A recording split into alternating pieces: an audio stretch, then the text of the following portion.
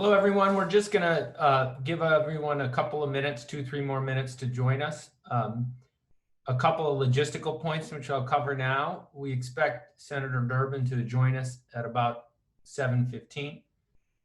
Before that, we have a little bit of business to cover, which we'll do by voting. To the extent we need to count votes, there's ability to do that if you go on the icon that says participants and click on that icon. It will shoot up on your right hand a bunch of options along the bottom of which is to check raise hand yes or no. So if we get to a point where we need to record a contested vote, we'll do that in that manner. The other thing I would say is I expect to ask Senator Durbin a couple of questions when that time comes. And in order to do that, what I'd ask you to do is send me an email. I'm going to give you my email address. It's Eamon, E-A-M-O-N-P-K @gmail. That's Eamon, E-A-M-O-N-P-K @gmail. If you have a question you'd like to ask the senator, I will try and MC that. We have about 15 minutes of his time. And again, we'll call on him at about 7:15. We also have Alderman Simmons talking today. We thank her for being with us. I'd like to recognize a couple other elected and appointed officials that I've noticed. I, of course, will overlook someone because it's hard to track everything on Zoom. And if I do, knowing that I always like to recognize our elected and appointed officials, please send me an email again at AeamonPK, and I will endeavor to recognize you. I see that we're joined by our Commissioner Deborah Shore of the Water Reclamation District. Deb will wave. I saw Larry Sufferton had joined us. I saw Judge Lionel Jean-Baptiste has joined us. So thank you, Judge, for being with us. And if I have overlooked any other elected officials, please send me an email because I want to recognize you. With that, I'm going to jump, I guess, unless I hear an objection, I'm going to jump right into our formal business agenda before we hear from our good senator.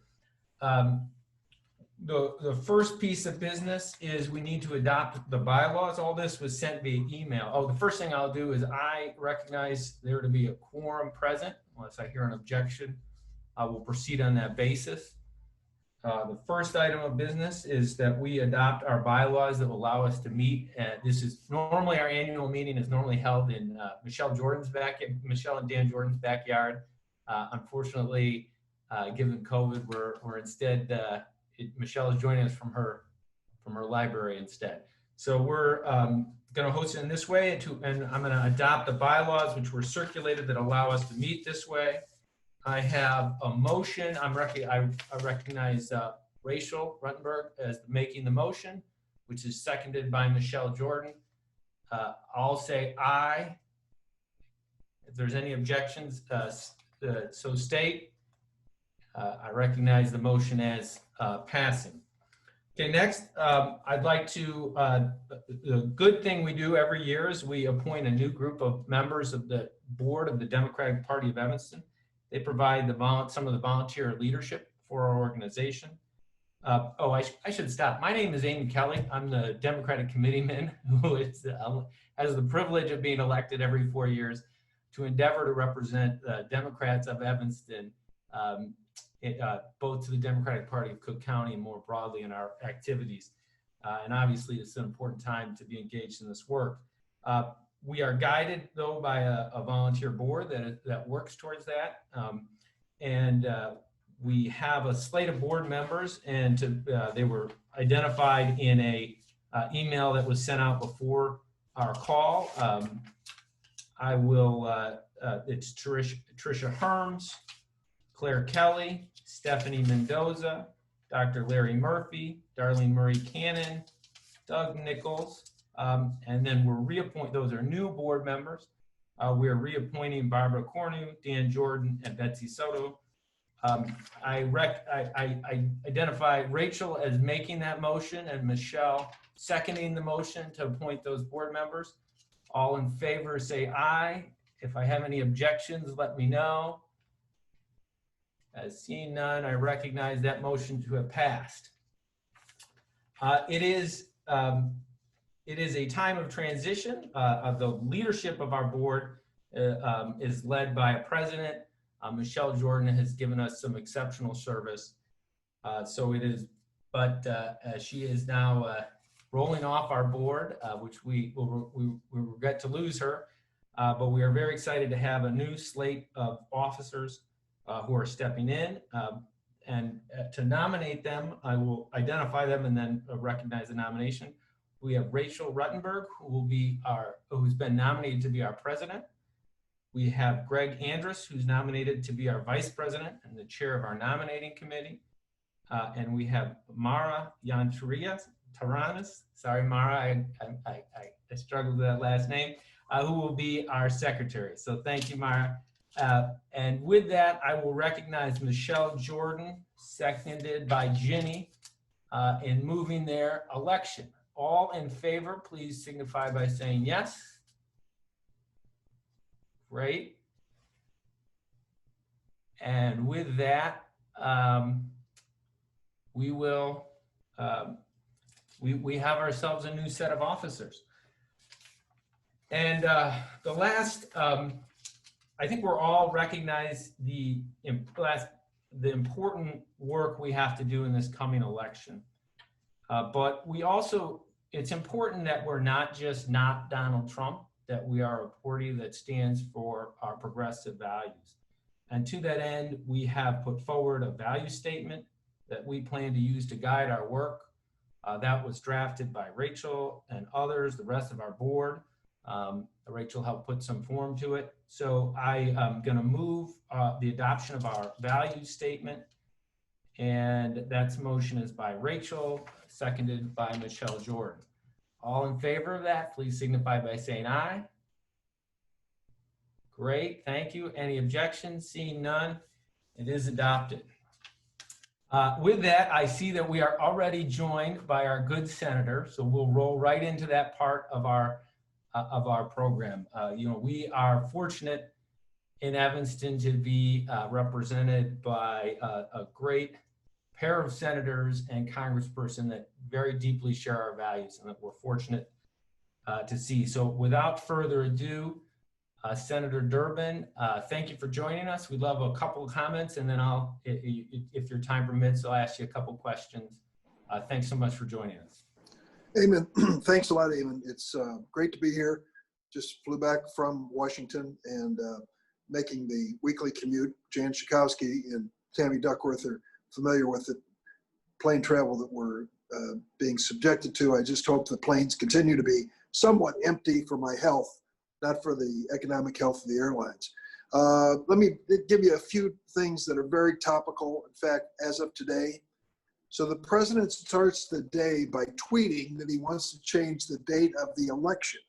Well, it's pretty obvious why he does, because at this point, with the disastrous outcome of the coronavirus effort and the tragic situation facing our economy, he doesn't want to face the voters. His data, his polling data around the country, even in the battleground states, is not encouraging to Republicans at any level. It shouldn't be. He's made a disaster of things, and he's going to have to pay a price on November 3rd. There is no serious suggestion that he can change the date. Even the Republicans came out against that. But he starts the day by lobbing a grenade into the news cycle, and that's what he did this morning. It is interesting, too, that this day had several other things worthy of note. The funeral service of John Lewis. I know what Jan Schakowsky felt, as I did, about John, a longtime friend, and we both served with and both respected so much. I just want to add as a footnote that the Republican who is running against me, the former sheriff of Lake County named Curran, actually within days of John Lewis passing, went to a rally and announced that John Lewis was no civil rights hero because he was pro-choice. It was the most disgusting, tone-deaf statement I can remember from a politician, and he happens to be my opponent. But I just wanted to give you that footnote to put in perspective how out of touch this man is with reality of human feeling, let alone politics. Then there came the funeral service, and I didn't get to see it all, but I got to see one of the highlights. and that was a eulogy by Barack Obama. It was a moment where senators gathered in the cloakroom, stopped what they were doing, and were just glued to the television while he gave his eulogy. It was because it was a great eulogy from the heart, but because we were able to see a real president, a credible person who was speaking in full sentences with a full vocabulary in something we haven't seen for 3.5 years. It just shows you the depths we've reached politically in this country. Now, the COVID situation is awful, and it's still listed as the #1 concern of American people, as it should be, because the infection rates are not in any way consoling to us. We see an increase in infection in those states that opened too early, and sadly, we're seeing numbers go up in our own state, despite the best efforts of the governor and mayor and many other elected officials. And so it's a very real concern. And it's a concern that Donald Trump cannot wish away or talk away. People are holding back. They're holding back in their activities and what they do, what their families do. And they're worried. Some are genuinely worried about where this is going to take us as a country. Opening school, well, we've got to open it safely. We've got to make sure the teachers are safe, the administrators are safe, and it makes sense. Of course I want to see school open, don't we all? But we want it done safely. And that decision will not be made by Donald Trump in the White House. It'll be made by local school boards and teachers and parents, and they'll all come together to make a decision on that kind of a basis. Let me say a word before I turn it over to questions, Eamon. We have reached the point now where we're seeing the end of the first major round of economic rescue passed by the Congress on March 26. On that date, we passed 96-0, the CARES Act. It was a dramatic investment into the economy and into fighting this pandemic. It was close to $3 trillion, give or take. The largest rescue package in the history of the United States. We crafted it together in 8 days. We made mistakes, which had to be corrected, which can be expected. But we knew that come the end of July, major parts of it would expire. And the biggest part that expires tomorrow is the unemployment benefit, the federal unemployment benefit of $600 a week. And so the obvious question is, what's the next thing up? What's the follow-on? Jan Schakowsky can tell you what happened in the House. Nancy Pelosi called together the Democratic leaders, and they put together the HEROES Act. And the HEROES Act follows on. It's $3 trillion, and $1 trillion goes to state and local governments. And that to me is a critical element. Our state, every state, has taken a hit in revenues. And when it comes to local communities, they can all tell the same story. I'm sure the city of Evanston can tell the story, as can other governmental units. So we knew it was coming. The House 10 weeks ago, the House passed the HEROES Act. So what did Mitch McConnell, the Republican leader in the Senate, do for 10 weeks? He came to the Senate floor every chance he had and criticized Pelosi for what she put in her package. Did he offer an alternative? Well, not until last Monday, and only a piece of it, because he can't get his Republican senators to agree on anything. They're split. Half of them don't want to spend another penny in trying to help people who have been hurt by this economy or dealing with this coronavirus. Literally don't want to spend another penny. His caucus is fractured. And so today we ended the session with no agreement, in fact, no negotiation. Get this, Mitch McConnell, Republican leader of the United States Senate, the most powerful man in the Republican Party short of the president, refuses to even sit down in the same room with Nancy Pelosi and Chuck Schumer. Won't come to the same room. And so Mnuchin, the Treasury Secretary, is shuttling back and forth from one office to another because McConnell will not enter the same room as the Democratic leaders. That is the height of pettiness and arrogance as far as I'm concerned. And let me say the last word on this. That's $600 a week. Some Republicans are talking about how generous that is. When you start talking about people who are paying COBRA for their own health insurance, the average cost of that is $1,700 a month. Do some quick math. $2,400 in unemployment, $1,700 going out the door to cover your health insurance that you had at work. And now you face your mortgage and your rent and your car payment and your utilities and the food and anything else, other bills that you had hanging on. The Republicans are so out of touch with the reality of what these families are facing. Their basic philosophy is this: if you're unemployed, it's because you stopped trying to get into the workplace. And if you're rich, then that's fine. But if you're not rich, you're lazy. They have this mindset about people facing economic misfortune, and it's reflected completely in what they've done here. So we'll see. We'll be back next week. We'll see if we can put something together. But after that, we're supposed to leave for the August recess. We can't leave with 30 million people not receiving their unemployment payment. I think we're in a strong position, and I think it's going to help us in selling the message that this president and his party are completely out of touch. Open it up, Evan. Thanks, Senator. We all are passionate activists. We're at the edge of an important election. What is it that we're called to do?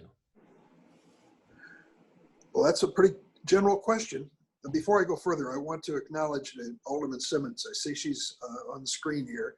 She and I had a great phone conversation a couple weeks ago, and I want to congratulate her again on the reparations ordinance that passed in the city of Evanston.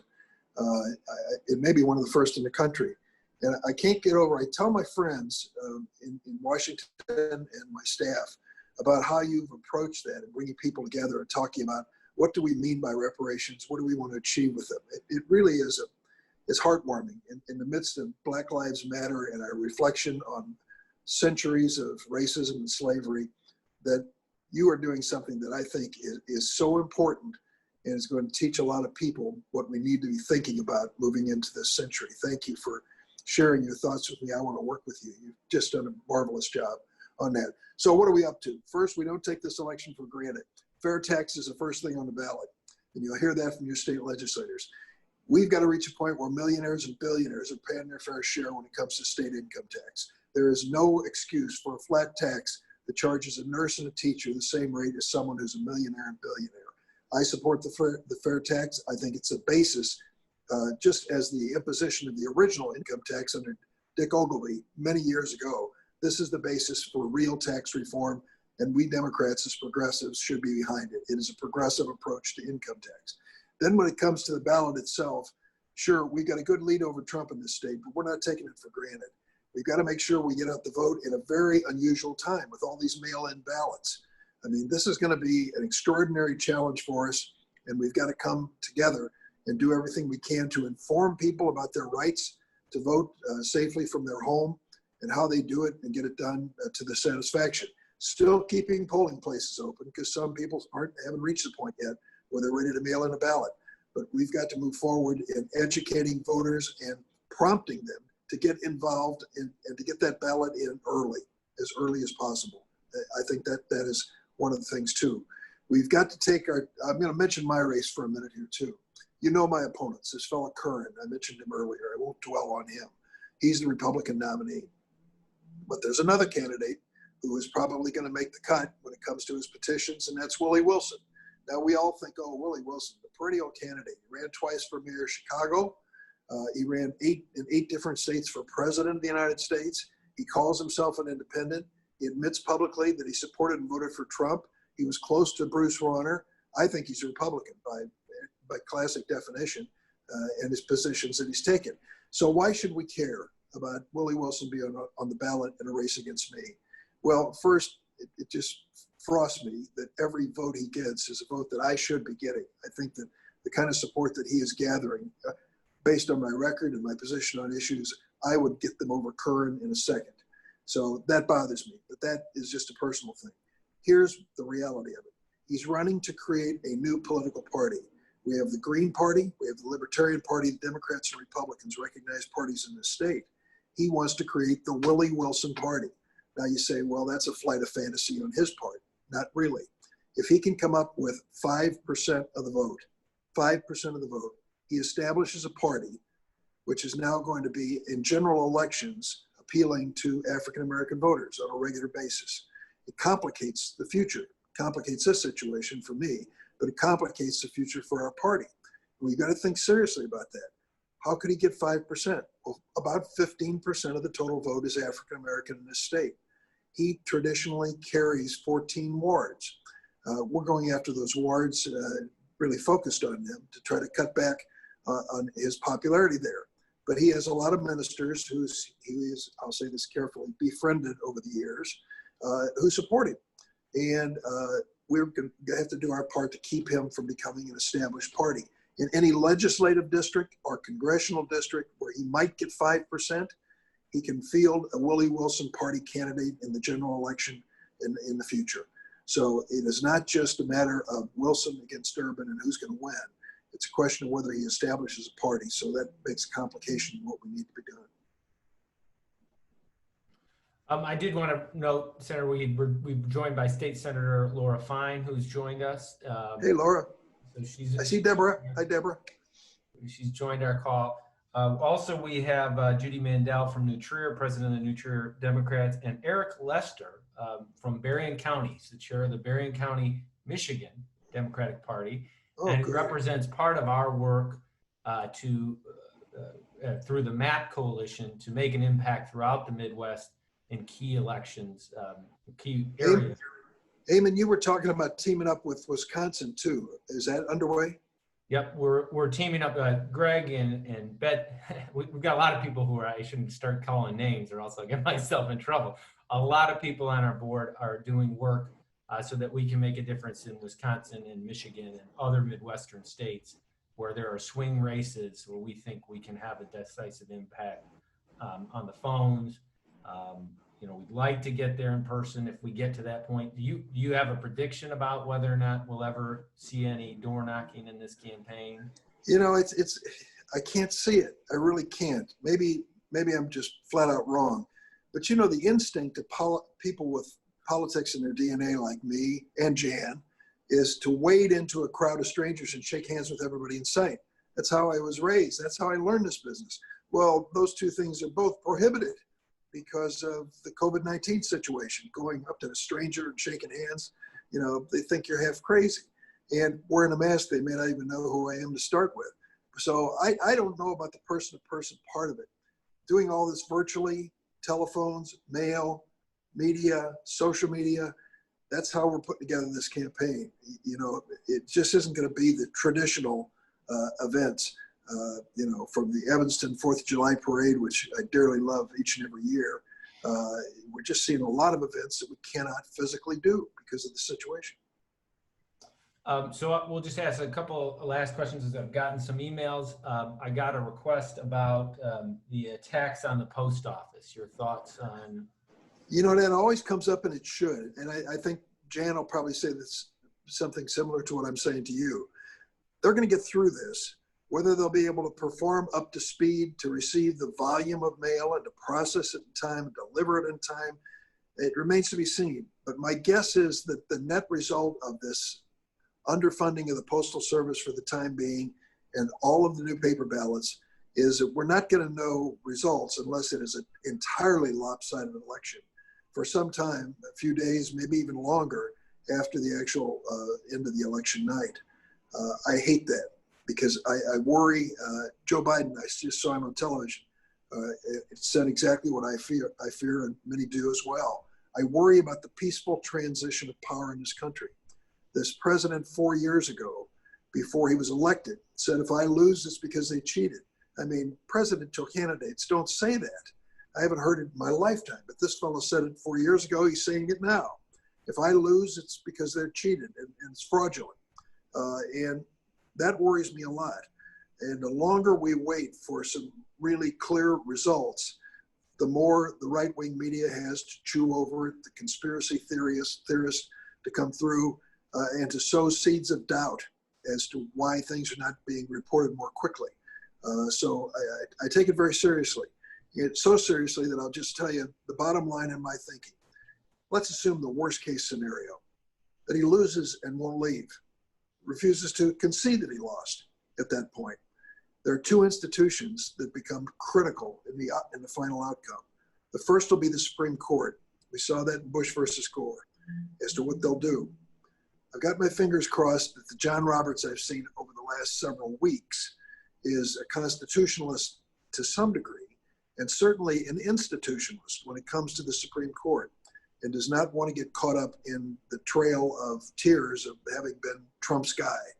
I just don't see that. So I've got some hope that he will lead 4 other members and say a prayer if you do pray for RBG, that he'll lead them to the right conclusion. Now the worst case scenario, the military. If the military basically is loyal to the Constitution rather than to this president, they are not going to allow him physically to remain in the White House. He'll have to leave. As Nancy Pelosi said, we'll have to fumigate him out of there. It's pretty close. So on the subject of leadership in the White House, do you have any insights, tips, thoughts, advance notice on vice president picks? Well, you know, I'm for Tammy, and I was happy to be for her. I've encouraged her throughout her career. When you all get a chance to read the memoirs that she's writing, she let me read The Galleys just a few weeks ago. There are parts of her life story I'd never heard before. It is a remarkable story. And the courage and determination she's shown since she was injured has been throughout her life. Extraordinary. I mean, when she said she wanted to be a woman combat helicopter pilot, they laughed at her and said, we'll never put you in that position. She had to earn her way into a spot where that happened. But anyway, having said that, I don't have any inside information. We've got some great candidates. I know many of them personally, not quite all of them. And maybe it was a tell that Biden had some notes that were seen in the press recently that mentioned Kamala Harris, but I don't have any inside information on that. So one last question before I do, I want to recognize Robin Gable, representative who joined us. Representative Robin Gable joined us. Robin, thanks for joining us. And also Josina Morita, another Water Reclamation District Commissioner, joined us. Thanks for joining us. Senator, you know, if we can't knock on doors, we'll certainly make phone calls. Do you have thoughts about where and how to deploy contributions to the extent that some of us are able to make donations to different campaigns? Good question. You know, I've encouraged a lot of my friends. I have a political PAC that I contribute to the Senate candidates who look like they have the best chance to win. I thought that would be a field of 5 or 6. It's up to 10, and I'm happy to report. And so we are pushing more money into states we never dreamed we would before. Kansas, Barbara Bouillet, who's a medical doctor, who is now becoming a credible candidate in the state of Kansas. Bullock in Montana, we thought he could catch on. He's starting to catch on very well. The list is Georgia. Now Biden is running even with Trump in Georgia, and we have 2 Georgia Senate races up, and good candidates for both. Ossoff on one and Reverend Warnock on another. So, you know, things are starting to open up. I'm not going to say send it to me. I'll send it around. But, you know, you might look to the Democratic Senate Campaign Committee or the Democratic Congressional Campaign Committee. Underwood, Kasten, Betsy Dirksen Londrigan are 3 red hot races this time around in the House. I don't know where to give a recommendation, Eamon, that doesn't seem too self-serving, but we've got a lot of opportunities here. That's great. We actually had a great chance to hear from Betsy, who came up and spoke to us last year. So an I-willer, as I recall. So I've known her all her life. And of course, some of you know Sherry Bustos used to be our babysitter. So Loretta's I-will program and our own contacts are generating some pretty good candidates.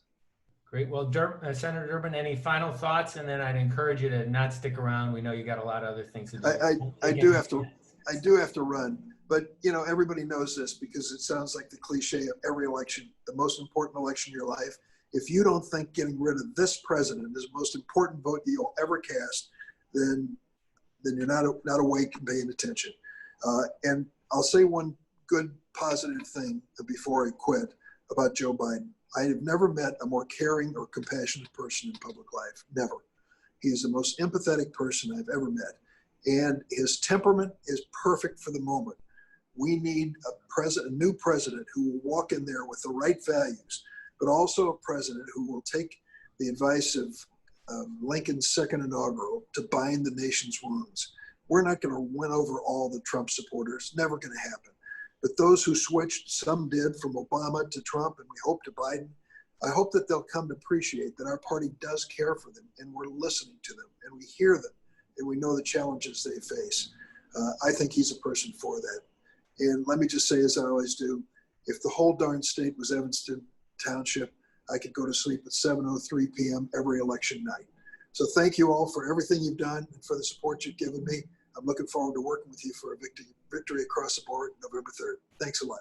Thanks a lot, Senator. We appreciate you joining us, and understand you got other things to do. So thanks, Senator. Bye-bye. Thank you.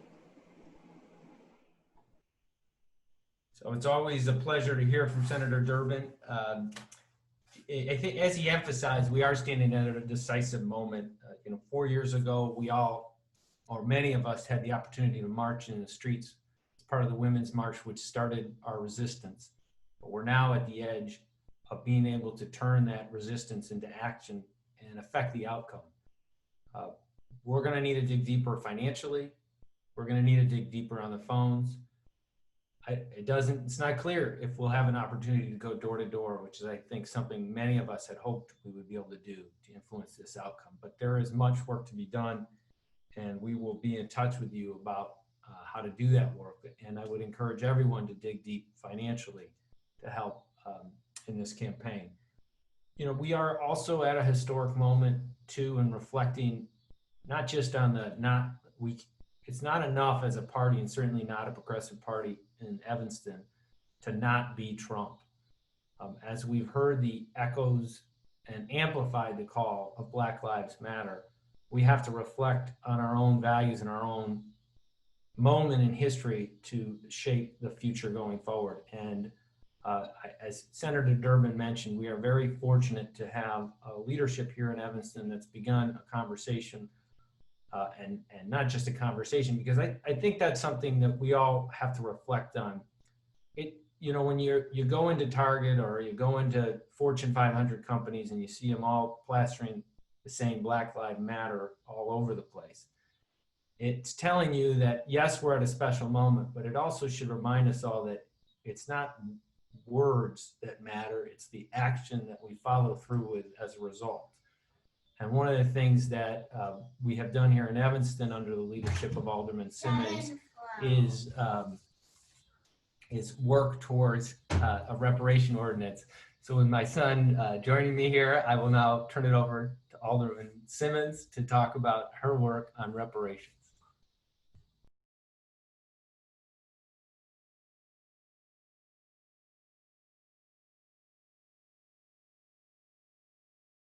Neil, can you unmute Robin? Oh, there you go. I think you got to do it again, Neil.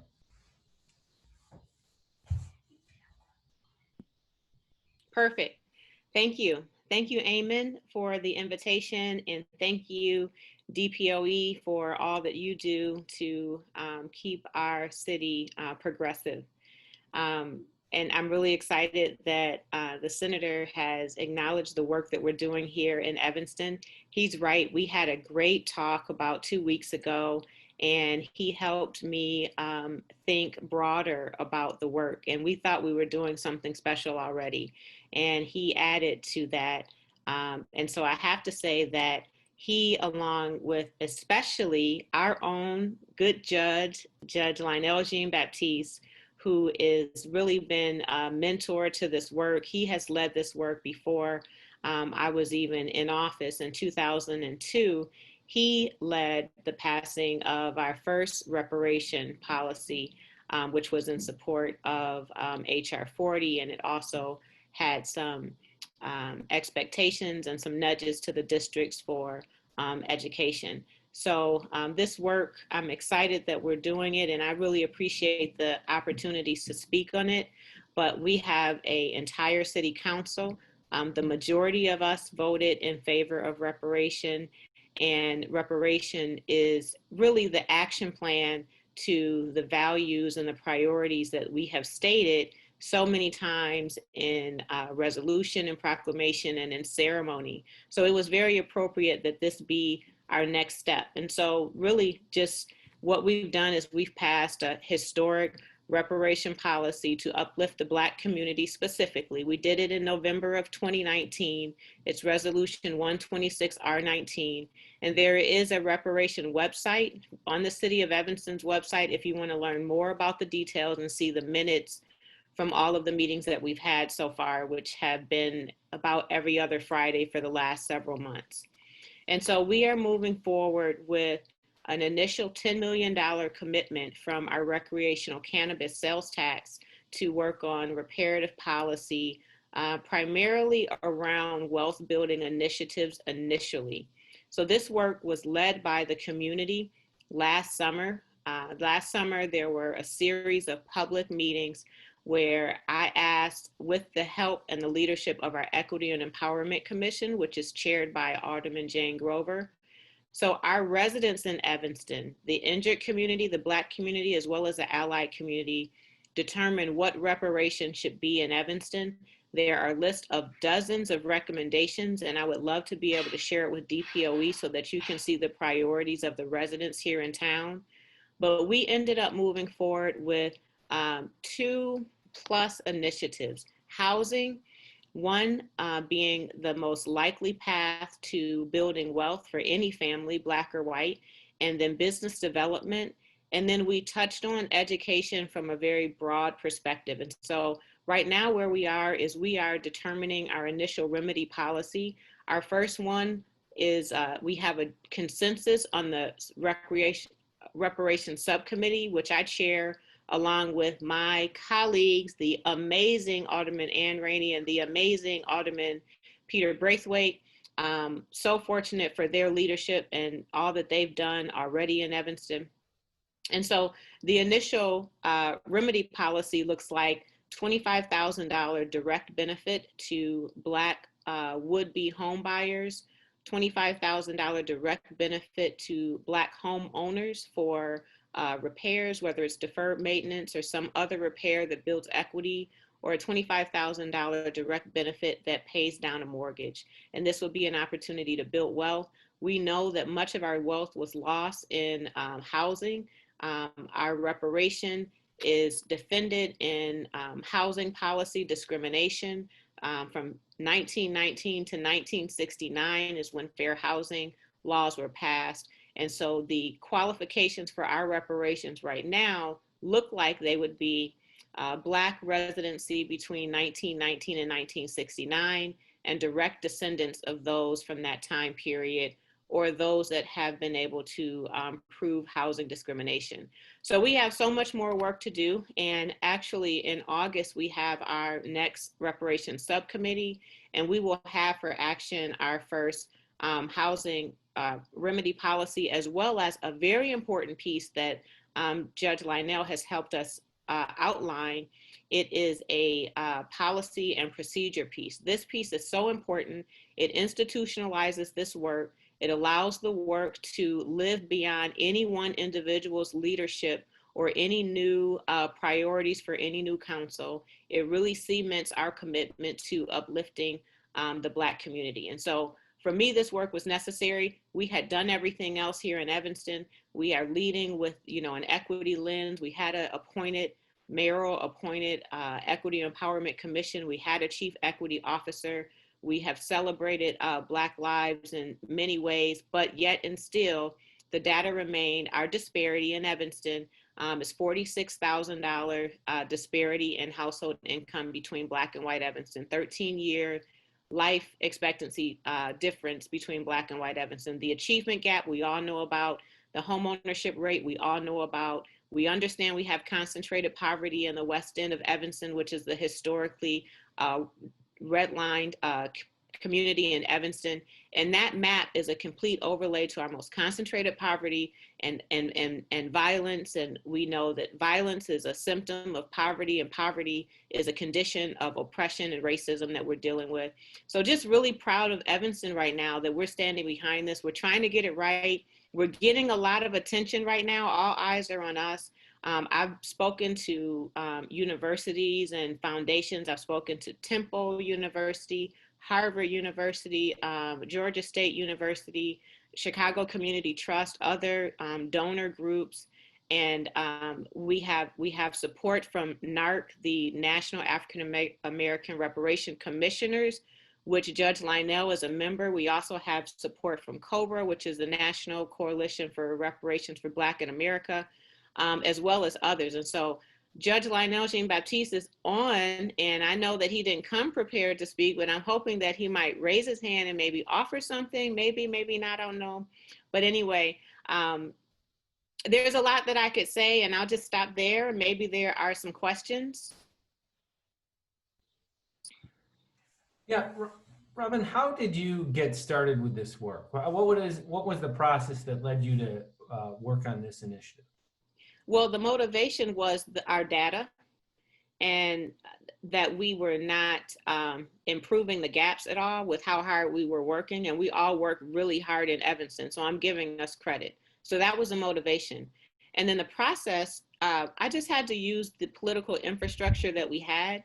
In our case, we have boards, commissions, and committees that I believe are really underutilized.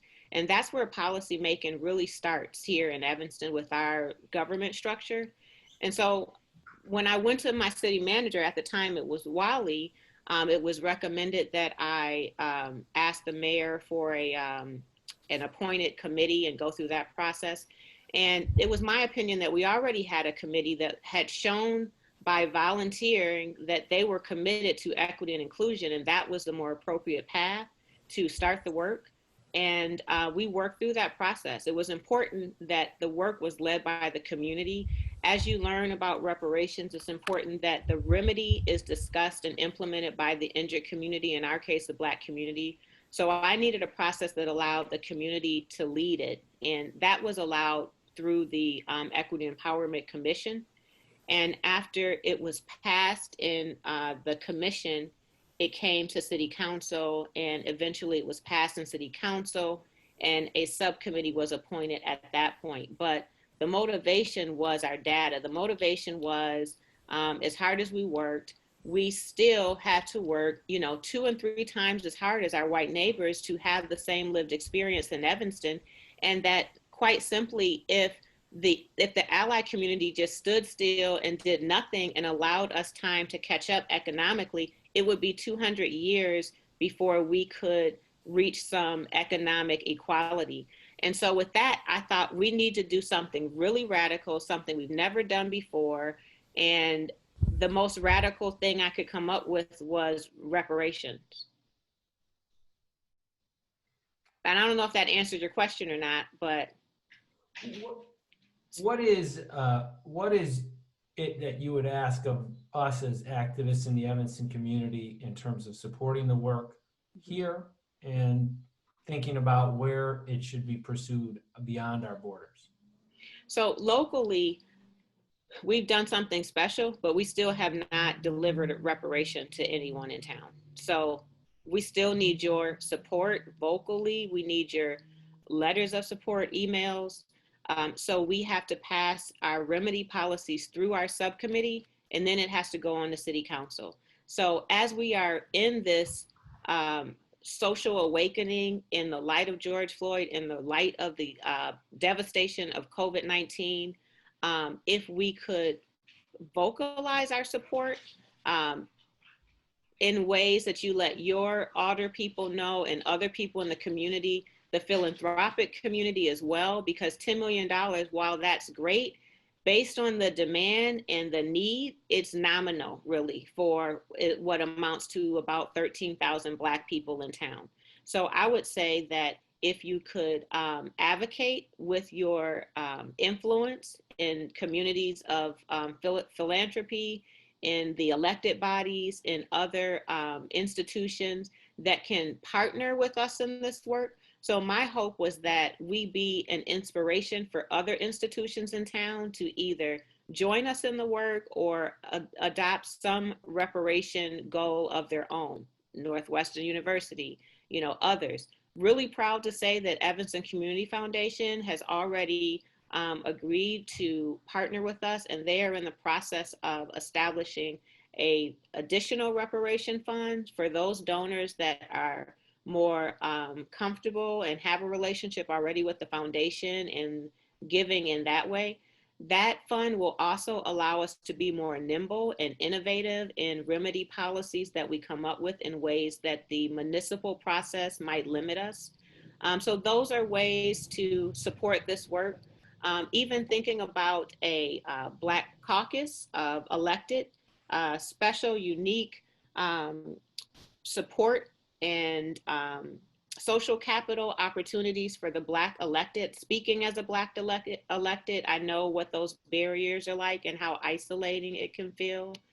In addition to that, just being educated, like understanding more on what the conditions are in the Black community and being intentional about supporting events. There are a lot of like grassroots leadership initiatives and events that are bubbling up. There's a woman that's having a talk about like our violence and remedy for violence this Saturday at Butler Park. So just being more present and visible and showing up in spaces that you have not normally been, just to show that you are united with the Black community, because even our recent string of violent incidents that happened last weekend, like reparations is even an answer to that, because largely the violence is a symptom of, you know, lower incomes, and reparation can solve that as we work towards wealth building initiatives. But another thing to know is our goals for reparation aren't limited to compensation. You know, there are 5 components of reparation, and I'll share that detail with you. But rehabilitation and restitution, meaning restoring our dignity, education on our heritage, more Black and African education going into the school districts, supporting organizations like Shorefront Legacy Museum that can help the community be educated more on the Black experience and the richness of our culture here in Evanston and beyond. And then to answer your question about what you can do beyond Evanston. So fortunately, we have wonderful congressional leaders, Senator Dick Durbin, Congresswoman Jan Jakowski, Senator Duckworth. They are sponsors of HR 40 and the companion bill now. And right now, the HR 40 has more sponsors than it's ever had in its history. And Congresswoman Sheila Jackson Lee is going to be reintroducing it this fall. And if the DPOE has any influence with the additional like 20 sponsors that are needed for the Congresswoman to feel confident when she reintroduces it, maybe that's a place that you can advocate so that it can pass in Congress as well. But right now, these local initiatives, if DPOE is partnered with other localities, local initiatives are really taking away some of the like stigma off of reparation and normalizing the discussion even more, and it will help in a way uplift the likelihood of HR 40. And this is what the Congresswoman has said, Congresswoman Sheila Jackson Lee. But at a minimum, we know that it will begin to repair the communities in local cities. So those would be some of the options. And then also, if there's any opportunity for fundraising, we would definitely need more than the $10 million. So the city of Evanston also has a fund that is open for contributions from anyone, and it's tax deductible. We started getting funds in, and after this, you know, social unrest of George Floyd, we've got in a $4,000 donation, a $2,000 donation, and we're hoping that we can grow that fund more, because even for the housing policy, there are hundreds, you know, maybe 1,000 Black families that would like the opportunity for home ownership. And our initial housing remedy is going to be with the first $400,000 of that budget. And it's just not enough. So as innovative and as bold as it is and exciting as it is, it's just simply not enough. And the more that we work on reparation and the more that I become educated and we become educated, the more need is uncovered. So more money, more support, more social capital as well, more education for the community, sharing with your membership important references like the 1619 report and the cost of segregation, which is a report by the Metropolitan Planning Council, which shows how segregation and discrimination impacts the entire community, and how bringing repair to that could uplift the entire community. So those are just a few examples of what could be done. Thank you, Alder. I would note, for time, I'd encourage you, I'll connect you separately. Cam Davis, also Water Reclamation District Commissioner, has joined us. And he asked for some input from you about how to make the case in other government bodies about the need and how to deploy reparations. I think that's an interesting dialogue. I'll connect both of you afterwards about how to do that work. So Cam, thanks for joining us. I would echo, I think everybody who hasn't should become more familiar with Shorefront's work. When you get it's useful to frame the work that Alderwoman Simmons is doing in the context of our historical African American community here in Evanston and the history of it. And so I think that's always an important context for it. And I would just point out, what I hope everybody sees about the work Alderwoman Simmons has done is the importance of winning elections and electing good progressive leaders who are willing to take a leadership role locally and at a senatorial level, given the senator's comments. So any final words, Alderman Simmons? Just really thank you for the support already. I see a lot of friendly faces and partners on this call. I have to say thank you to my Senator Laura Fine, who shows up every time I call or text.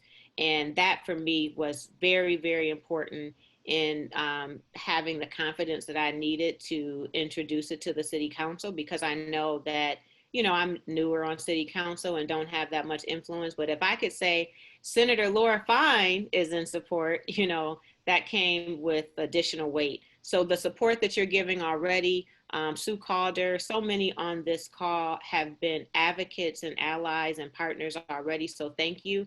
And to the request about thinking about how other institutions might do it, I understand the water reclamation department has like a multi-billion-dollar annual budget, something really, so there's a huge opportunity for procurement and diversity in procurement. And, so I would love to expand that conversation as well. But like that question, wherever you lead, whether it is the workplace or an institution or a family foundation or just personally, I think that like the front line is where your feet are, and there is something that you can do where you're at to bring repair and the damages that we all acknowledge have been done in the Black community. So those are my final words. Just thank you.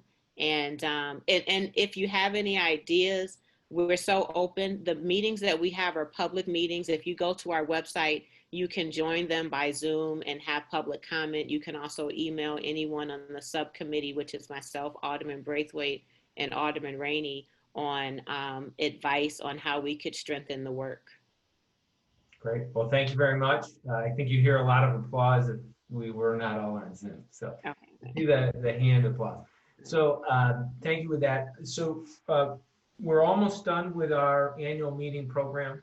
I would like to call on our new president, Rachel, for a couple of moments of thanks to some folks who have served us.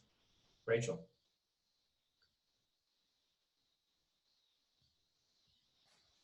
Neil, can you unmute Rachel? Or Greg? There you go. Okay. Hi, everyone. Just a quick minute to thank you for the honor of electing me as your new board president. I'm very excited about the work we are about to do in short order.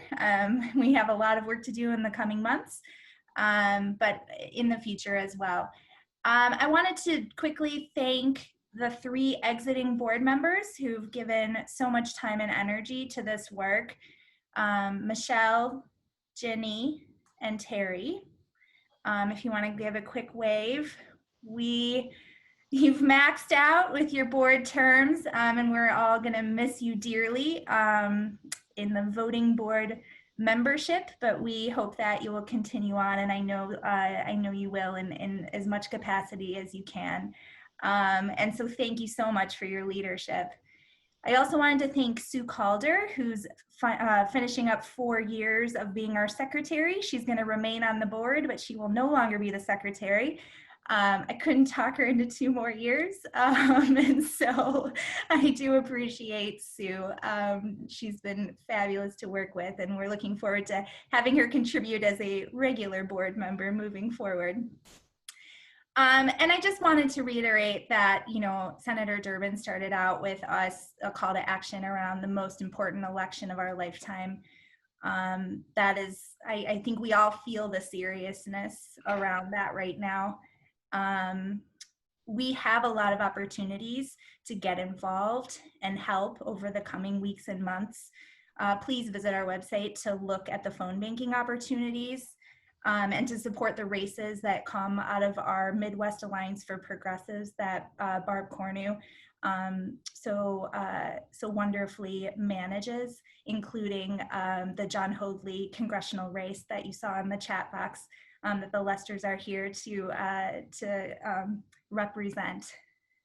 So please look at the very many ways in which we would love to sign you up for phone banking and other opportunities moving forward. And then that's sort of it. I hope that you'll all feel welcome to reach out to any board member or any officer or Eamon with any questions you have about DPOE, our efforts in the coming months to dump Trump and bring in a new era of progressive ideals. And I thank you so much for your time and for coming and joining us tonight. Thanks, Rachel. I just want to say one final comment, which is, first of all, I forgot to mention we've hired our new political coordinator, Kimon Hendricks, will be joining us as our political coordinator. So I don't know if you're on, Kimon, but if you give a wave, we're happy to have her joining us for the work that is to come. And to echo what Rachel said, just don't leave it on the field. Don't sit here months from now wishing you had done more. Do everything you can, and then more between now and the election. And thank you, everybody, for being with us. And thank you, our electeds, and Alderwoman Simmons and Senator Durbin for joining us, and all of you for joining us. Thanks much. Goodbye.